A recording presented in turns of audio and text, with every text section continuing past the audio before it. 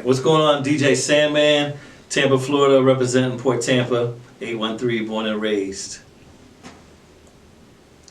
How did you get started and come up with your DJ name? With my DJ name? Yes. That's a good question because I get asked that all the time. And before I was DJing, I was trying to rap, right? Okay. And I used to go by like Just J, because J, that's the first initial of my first name. And then one day I'm like, I got a real cool last name, right? Because I was playing baseball, Little League Baseball, had my name on my back, and my last name is really Sandman. A lot of people don't know that. That's like the number one question, like, Wow. What's your real name? But my last name is Sandman, Nice. and it just sounded like the perfect DJ name, you know? Yeah, I forgot to introduce myself. My name is Juanita, Dr. Freeze. A pleasure, Juanita. And I'm Sarah. A pleasure to meet you, Sarah. Great. Continuing along, how would Yes. you describe your DJ style and what kind of DJ skills you have? So my style was I came into DJing as a fan of hip hop, right? So my whole style was hip hop when I first started. I was doing hip hop parties, that's all I was playing, okay? But as I progressed through my career, I started incorporating soul and funk and lots of reggae because I was a big reggae fan. And I started incorporating all of that as well. Okay. Can you tell me 3 factors that made you a staple in the Tampa Bay area? 3 factors. Maybe a staple. I want to say one is when I first started doing little clubs and events, I started reaching out to a lot of local artists and putting them on, giving them showcases, right? So that kind of helped build my name up because I was promoting, other DJs and artists as well.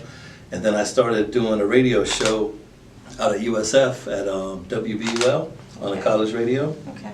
And when I was there, that's when I started meeting DJs all over the city, meeting club owners all over the city, and then learning how the industry kind of worked, like meeting artists. Mm-hmm.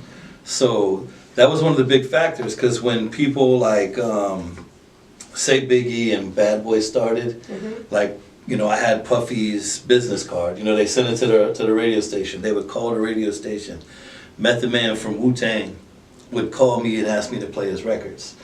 So I kind of had it in with the industry, and then one of the things I started doing is using those connections to bring some of those artists down to Tampa to some of the clubs, because there wasn't a lot of artists doing shows down in Ybor or other venues unless it was a big arena. So I linked up with club owners, other DJs, and we just started throwing parties and bringing people down, bringing people like Kid Capri down, De La Soul, just you name it, we were bringing people down. That was one of the things that I did. That's why they started dubbing me the Godfather of Tampa Hip Hop. They put that in some articles a while back. That's like one thing, right? Yeah, but so after I did that, I was working. I always loved radio. I came up in Tampa listening to Kenny K, rest in peace to him. I was also heavily influenced by cool DJ Red Alert, listening to his tapes. So I always wanted to be on the radio. So I was doing the WBUL thing at USF. After that, rest in peace to the great Big Money Said. I linked up with Said, and he actually let me start doing some mixes with him on WTMP. Wow. And that was big for me. And then fast forward to after that, I got to shout out DJ H. Vidal, who was on 95.7 The Beat. He reached out, gave me a guest mixing slot there. And then I soon became full-time DJ on air, and I was on 95.7 The Beat for 17 years here in Tampa. Wow, that's wonderful. Mm-hmm. So what is the Hall of Fame to you? The Hall of Fame is so important to me, man. It was so exciting. and just made me feel felt blessed, you know, to be a part of it, because just to be recognized for my contributions in the city, and it's from people that I looked up to and influenced me, you know. Shout out to Sir Oliver Jamalot. I remember the record pool.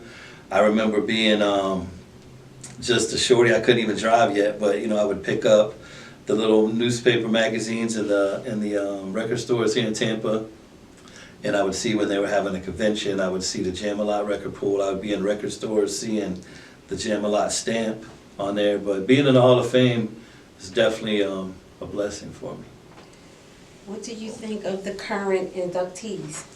Oh, the current inductees are all well deserved.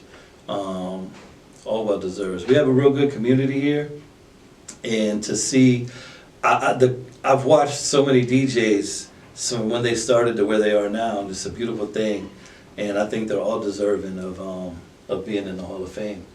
And they all seem to look up to you. Yeah. Yeah. Yeah, I look up to them. I mean, I get influenced by so many different DJs, you know. So to have them in the Hall of Fame as well, it's a beautiful thing. It's wonderful. It's a beautiful thing. Yes. Yep, it is.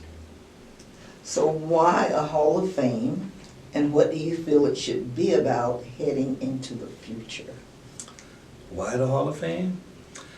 Just like we just said a second ago, just to be recognized. That's very important. The Hall of Fame is very important, because there's a lot of people that don't know, you know, what we did. It was kind of like a fraternity back in the day, like a little music fraternity with us DJs, and now hip hop and, you know, R&B and the music just went so mainstream. Because back in the days, like I said, it was a fraternity. It was kind of just us, a small little niche. And now it's worldwide, #1 genre in the world. And the Hall of Fame is important for all of us to be recognized for our contributions to making the music that big like it is now today. Right. What would you like to see change about the business? To change about the business, I'm gonna say radio, because I was in radio for years. I'm still in radio right now as well, but I would definitely like to see the freedom of DJs and mix show DJs to just to do what they want, to do what they feel, to break records again, to give their energy to the audience, to give their energy to the crowds. That's what's missing. It's not as personal as it used to be. You know, everything is programmed. Yes. DJs are in other cities, but they're on the radio here.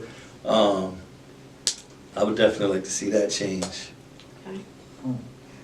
Well, we thank you for your time, and we appreciate you spending that time with us.